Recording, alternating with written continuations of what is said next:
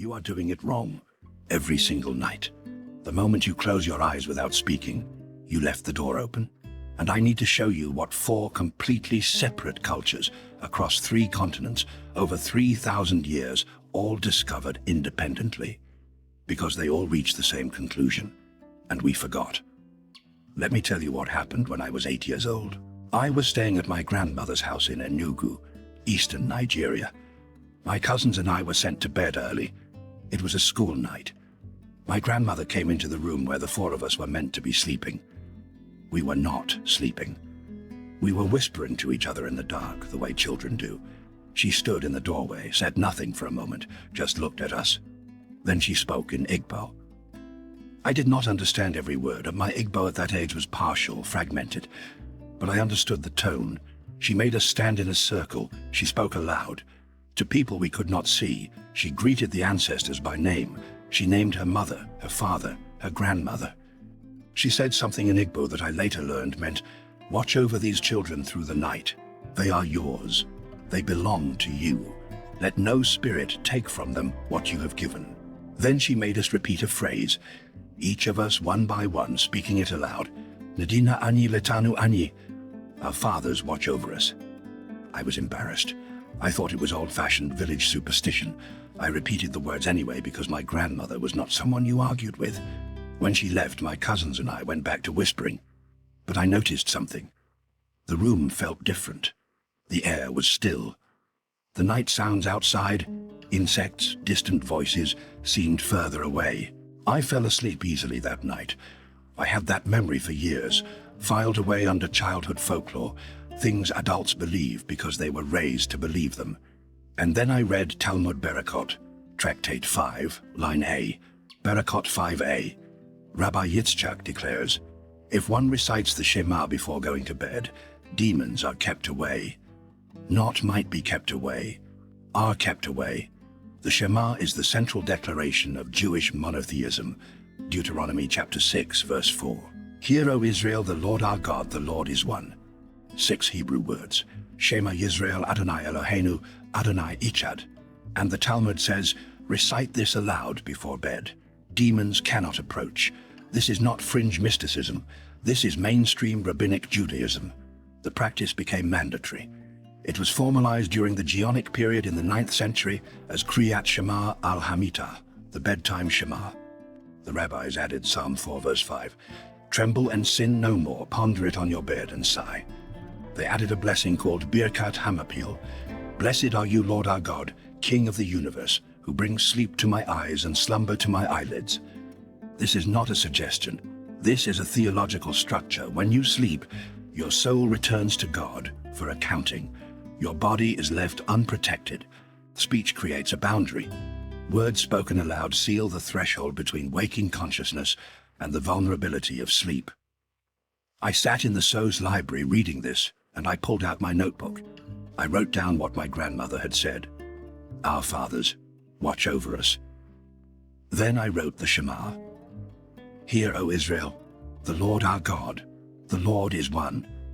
2 traditions, Jewish and Igbo, 3,000 years apart. Both require you to speak aloud before closing your eyes. And I thought that is not a coincidence. Islamic tradition preserves the same practice. Sahih Bukhari, Hadith 5017. The Prophet Muhammad, peace be upon him, did this every night before sleep. He cupped his hands together. He recited 3 specific surahs of the Quran aloud. Surah 112. An Ikhlas. Say, He is God, the One. Surah 113. Al-Falaq. Say, I seek refuge in the Lord of Daybreak. Surah 114. Al-Nas. Say, I seek refuge in the Lord of Mankind. 3 surahs, recited aloud, into cupped hands. Then he blew into his palms. Then he rubbed his hands over his head, his face, and the front of his body. 3 times. Not once. 3 times. The breath carries the words into physical protection. This is not metaphor. This is method. The Islamic scholars describe it with precision. Ibn Hajar al-Asqalani, writing in the 15th century, explained, the act of blowing after recitation transfers the barakah, the blessing, the protective force, of the words from the spiritual realm into the physical body. The hand becomes a seal, the breath becomes a carrier, the words become a boundary. Why 3 times? Because repetition reinforces the seal. 1 recitation opens the door. 3 recitations lock it. This is not prayer in the sense of petition. This is prayer as a defensive technology. Ayat al-Kursi, the throne verse, Quran chapter 2, verse 255, is recited after every obligatory prayer for the same reason.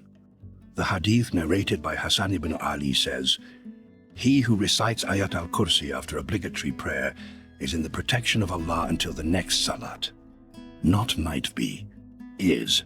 The protection is unbroken, from one prayer to the next, including sleep. I wrote this down next to my grandmother's Igbo phrase and the Hebrew Shema. 3 independent traditions, all require speech, all before sleep, all address invisible forces, all create a verbal boundary. I kept looking. Christian tradition has Psalm 91. He who dwells in the shelter of the Most High will spend the night in the shadow of the Almighty. This psalm has been recited at bedtime since the time of the Geonim, the Jewish sages of Babylonia, in the 7th to 11th centuries. The Talmud, in Tractate Shevuot 15b, calls it the Song of Evil Spirits and the Song of Plagues. It drives them away. The Christian monastic tradition adopted it wholesale. Compline, the final prayer of the day in the Liturgy of the Hours, includes Psalm 91 as protection through the night. The monk speaks it aloud in the chapel, before going to bed, before surrendering consciousness, because the night, according to monastic theology, is when temptation and spiritual attack are strongest. The daylight offers clarity. The night offers ambiguity. And ambiguity is the territory of forces that do not want you to see them clearly. Speech disrupts that ambiguity. Spoken words create definition, boundary, territory. This is mine. That is yours. You do not cross this line. I looked at my notes. Hebrew, Islamic, Christian, West African, 4 traditions. All independently arrived at the same conclusion. Speak before you sleep. Not meditate, not think, not intend. Speak aloud. Now let me show you where Solomon himself enters this tradition, because he did not just recommend this practice, he demonstrated why it was necessary. The Testament of Solomon, a 1st century text that was never canonized, but preserves some of the oldest demonological accounts in existence, describes a demon named Ornias. Ornias would visit a young boy working on Solomon's temple every evening at sunset. He would steal half the boy's wages and half the boy's vitality. The boy grew weaker, pale, exhausted. Solomon noticed and asked what was wrong. The boy told him, "Something comes every night at sunset. I cannot see it, but I feel it, and when it leaves, I am less." Solomon gave the boy a ring engraved with the seal of God's name.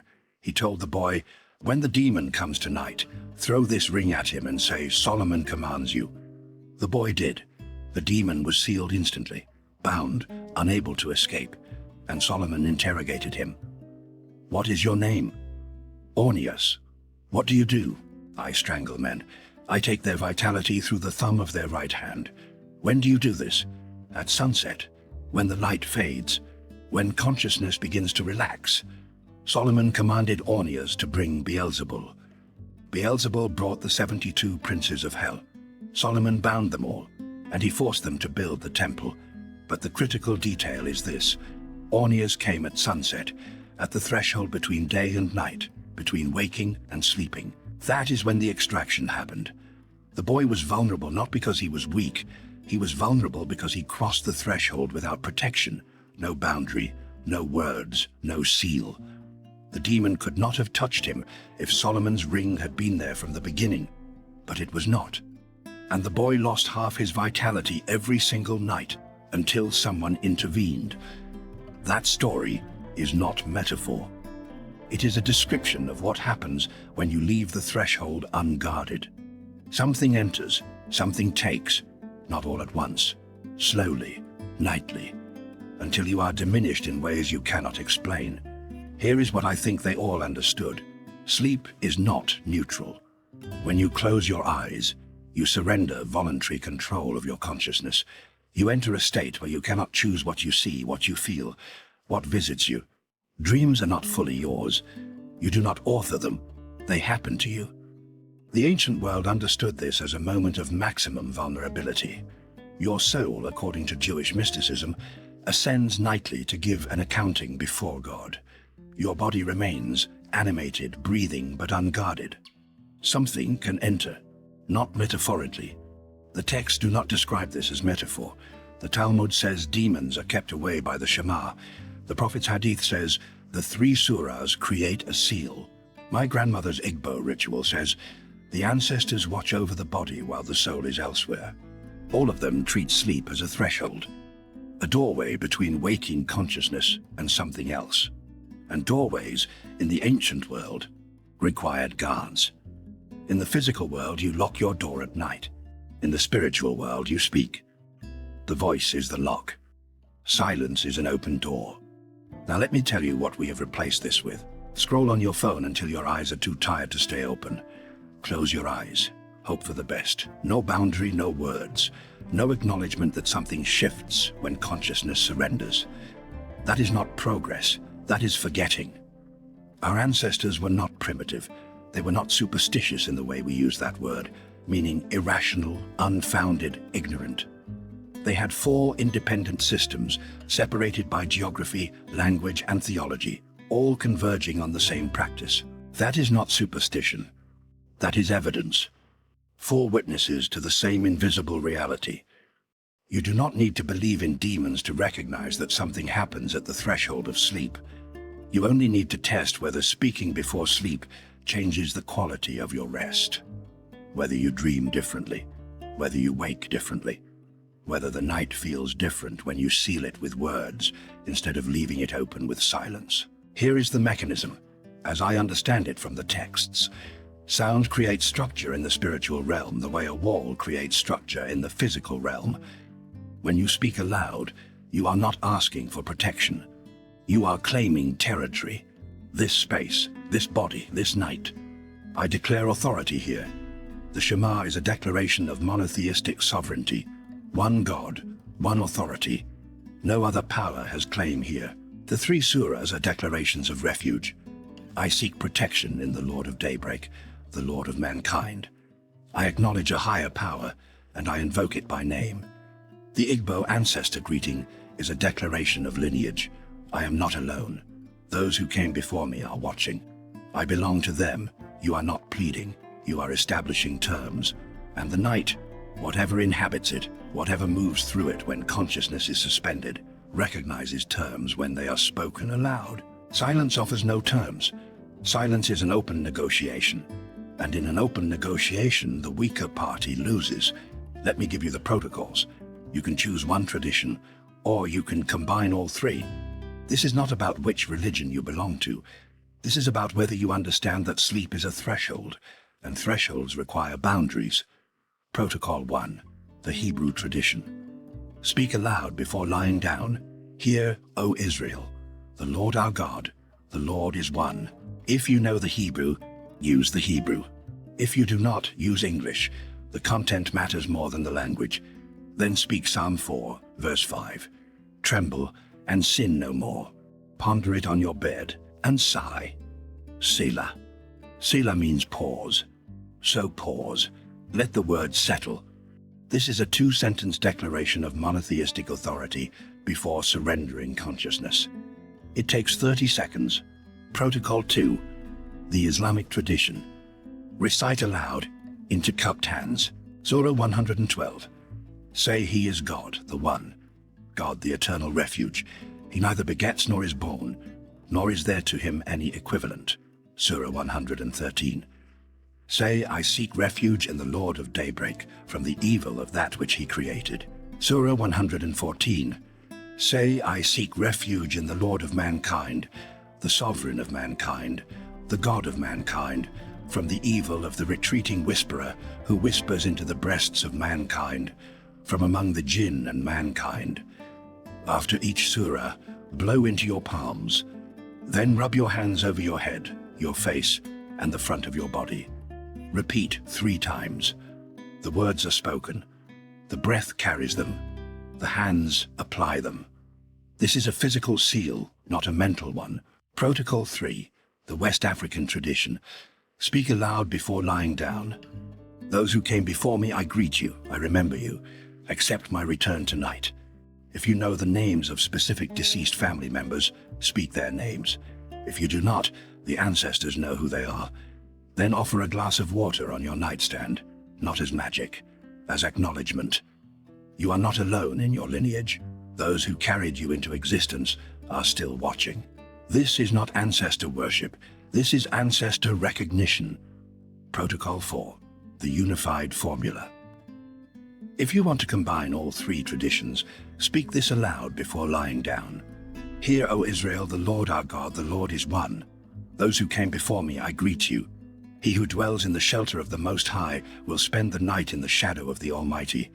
I seek refuge in the Lord of daybreak from the evil of what he has created. Let no spirit take from me tonight what you have given me. Amen. That is Hebrew, Yoruba, Christian, and Islamic protection combined into one spoken boundary. It takes 60 seconds. The method is the same across all 4. Speak aloud every night before closing your eyes, not once when you remember. Every single night. 3,000 years of convergent evidence cannot all be wrong. I tested this, not as a ritual, as an experiment. After I read the sources, the Talmud, the Hadith, the monastic Compline tradition, I started speaking aloud before bed. I used the unified formula. I am not a particularly superstitious man. I was trained in textual analysis, not spiritual experience, but I noticed something within the first week. I slept differently, not longer, differently. The quality of rest was deeper. The dreams were less chaotic. I woke less frequently in the middle of the night. I cannot prove causation. I can only report what happened. I spoke before bed. The night changed. After 2 weeks, I tested the opposite. I stopped speaking. I went to bed in silence just to see. The difference was immediate. The sleep was lighter. The dreams were more fragmented. I woke at 3 in the morning, fully alert, unable to return to sleep for an hour. That happened 3 nights in a row. I resumed the protocol. The deep rest returned. I have been doing this for 6 years. I do not know how it works. I only know that it does. And I am not the only one. Let me tell you about the pattern I started noticing. After speaking the protocol for several months, I began keeping a journal. Not a spiritual journal, a data journal. Each morning I recorded 3 things: how long I slept, how many times I woke during the night, and how rested I felt on a scale of 1 to 10. I did this for 6 months. Then I went back through the data and looked for the nights I'd forgotten to speak the protocol. There were 11 of them. Nights when I came home exhausted. Nights when I was traveling and fell asleep in a hotel before remembering. Nights when I simply forgot. On those 11 nights, my average sleep quality dropped from 7.5 to 4.2. I woke an average of 3 times per night instead of once, and the dreams, and when I could remember them, were uniformly unpleasant. Not nightmares, just fragmented, anxious. The kind of dreams where you are trying to get somewhere and you cannot, or you have lost something important and you cannot find it. On the nights I spoke the protocol, the dreams were either neutral or absent entirely. Deep, dreamless sleep. The kind of rest where you wake and realize 8 hours passed in what felt like minutes. I showed this data to a colleague at SUS who specializes in sleep studies. He said, "This could be placebo. You believe it works, so it works." I said, "Then explain the nights I forgot." I did not know I had forgotten until I woke up. There was no belief involved. I only realized the next morning when I checked my journal. He had no answer for that. Placebo requires expectation. These were nights where I had no expectation at all. I simply went to bed, and the quality of sleep dropped. That is not belief. That is effect. I started asking other people to test it. Not formally, just casually in conversation. A friend in London who suffered from chronic insomnia. A former student in Addis Ababa who told me she had recurring nightmares. A colleague in Cairo who said he woke every night at 2 in the morning and could not fall back asleep. I gave them the same instruction I am giving you now. Speak one of the 4 protocols aloud before bed. Every night, for 2 weeks, then tell me what happens. All 3 reported the same thing. The insomnia lessened, the nightmares stopped, the 2 a.m. waking stopped. Not immediately, but within the first week. By the second week, all 3 said they would not stop doing it, because the difference was undeniable. One of them, the colleague in Cairo, said something I have not forgotten. He said, "I feel like I have been leaving the door open my entire life, and I only just realized there was a door." That is the recognition I want you to have. There is a door. You cross it every night, and you have been crossing it without acknowledging that it is there. There is a reason these 4 traditions all survived. They survived because they worked, not in the sense of comforting belief, in the sense of measurable, repeatable, transmissible effect. A grandmother in Enugu teaches her grandchildren to greet the ancestors aloud before bed. A rabbi in Babylon teaches his students to recite the Shema before sleep. A prophet in Medina teaches his companions to blow the 3 surahs into their palms. A monk in a medieval European monastery recites Psalm 91 before compline. None of them knew each other. None of them borrowed from each other. They all discovered the same thing. Your voice is the last line of defense before you surrender consciousness. Use it. Here is what I want you to do tonight. Not believe. Test. Before you close your eyes, speak one of the protocols aloud. Choose whichever tradition feels right to you, or use the unified formula and cover all 4. Speak the words out loud, not in your head. Your voice must be audible. Then go to sleep. Pay attention to how you rest. Pay attention to your dreams. Pay attention to how you feel when you wake. If nothing changes, you have lost 60 seconds. If something does change, if you sleep deeper, dream clearer, wake more rested, you will know they were right. And you will never go to bed in silence again. The convergence is the evidence. 4 independent witnesses across 3 continents over 3 millennia. Hebrew, Islamic, Christian, West African, all say the same thing. Speak before you sleep, not pray in general, not meditate. Speak specific words aloud, addressing what you cannot see, creating a verbal boundary between waking and sleeping. Because silence is an open door, and the night recognizes terms when they are spoken aloud. You are doing it wrong every single night. Not because you are failing, because no one taught you, I just did. What you do with it is up to you. But tonight, before you close your eyes, speak aloud and see what happens. You cannot say you did not know.